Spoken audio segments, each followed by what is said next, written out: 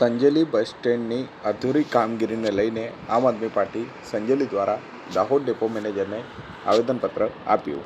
આ તારીખ 17/10/2025 શુક્રવારના રોજ સાંજે 4 કલાકે સંજેલી બસ સ્ટેન્ડ ખાતે છેલ્લા ઘણા સમયથી જે અધૂરી કામગીરી તથા મુસાફરોને થતી વિવિધ અસુવિધાઓને લઈને આમ આદમી પાર્ટી સંજેલીના કાર્યકર્તાઓ દ્વારા દાહોદ ડેપો મેનેજરને આવેદનપત્ર આપવામાં આવ્યું હતું.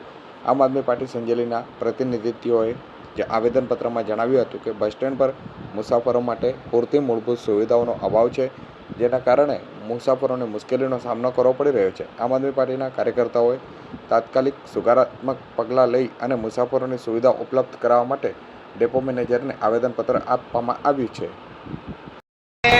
સંજેલી બસ ડેપોની સંજેલી બસ સ્ટેશન છે, તો એની અંદર આ 4-5 વર્ષથી આ બસ સ્ટેશન બનીએ પણ હજી સુધી આ બસ સ્ટેશનની કામગીરી પૂર્ણ કરવામાં આવેલ નથી. જે અનુલક્ષીને અમે દાહોદ ડેપો મેનેજરને આવેદનપત્ર પાઠવવા માટે આવ્યા છે. સત્તાની અંદર 30 વર્ષથી આ ભાજપ સરકાર બેઠી છે, છતાંય અમારું જે સંજેલી બસ સ્ટેશન છે એને પૂરતી સુવિધાઓ પૂરી પાડવામાં આવેલ નથી. બંને આઉટ અને ઇન જે વે છે બસો માટેનો, ત્યાં બહુ સાંકડો છે. ટર્ન લેતી વખતે ડ્રાઈવરોને તકલીફ પડે છે અને ક્યારે અકસ્માત થશે એ પણ એક પ્રશ્ન છે. બીજી બાજુ જોવા જઈએ તો જે કામ કરવામાં આવેલ છે તેની ત્રણેય બાજુએ ખાઈ હોય એવા ઊંડા ખાડાઓ છે. એક બાજુ જાડી જાખરા છે, તો બીજી બાજુ સંજેલીનું ગંદુ ગટરોનું પાણી ભરાયેલું છે, જેના કારણે વે પરથી બસ ક્યારે એની અંદર ખાબકે અને અકસ્માત સર્જાય એ પણ એક પ્રશ્ન છે.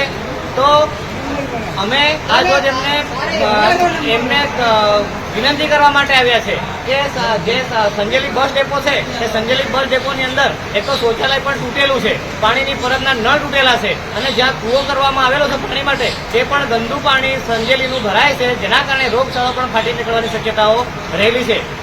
બીજી વાત કરીએ આપણે તો અહીંયા પાર્કિંગની સુવિધા નથી. ગામડામાંથી ઉપલેટા કલાવાથી જ્યારે લોકો આ દિવાળીના તહેવારમાં આવશે ત્યારે એમને જ્યારે પોતાનું વાહન મૂકવા માટેની સગવડ નથી, બેસવા માટેની પણ સુવિધા નથી. ઘણીવાર પ્રશાસન તંત્ર એમને મેમો પણ આપતા હોય છે. એટલે અમારી રજૂઆત એવી છે કે એમનું પાણીનું પરબ છે, શૌચાલય છે અને બંને બાજુએ જે ખાડાઓ છે, ગટરો છે, એમને પૂરણ કરવામાં આવે અને પાર્કિંગની સુવિધા કરવામાં આવે, જેથી કરીને જે આ વિસ્તારના આદિવાસી બાહુલ્ય ધરાવતા જે વિસ્તાર છે અમારો, આમ જે મોટાભાગે જે બસોની અંદર મુસાફરી કરે છે તે અમારા આદિવાસી ભાઈ બહેનો હોય છે, તો એમને સારી સુવિધા મળી રહે.